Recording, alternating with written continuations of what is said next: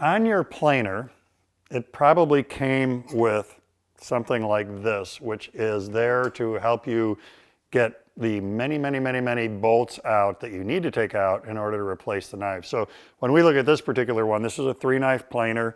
There are a bunch of bolts in each of those chip breakers. They all need to come out in order to get the knives out, then they all need to go back in. So it didn't take long for me using this to realize this is no fun. This is so slow.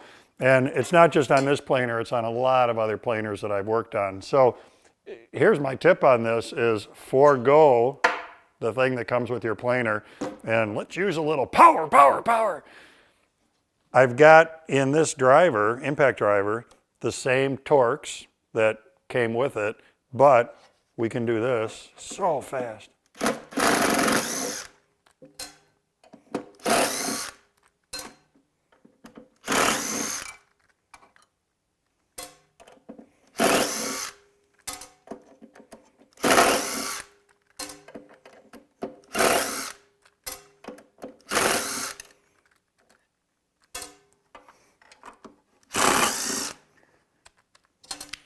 Now in other planers, they've got hex-headed bolts in there or different systems for driving them, but either way, you can always get that kind of a driver.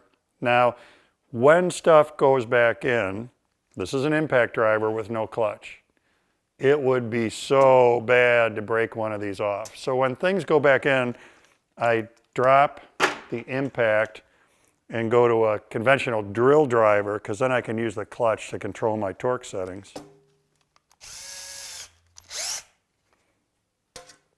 The magnetic tip is very helpful as well.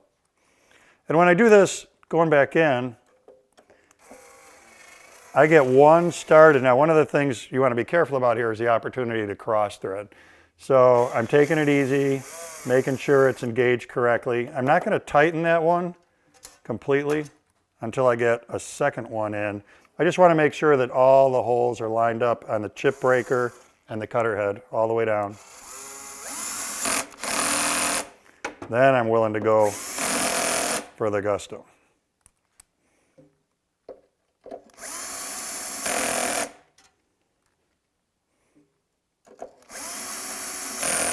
All right, I'm going to wrap this up, but you can see this is so much easier and faster when you're dealing with this many bolts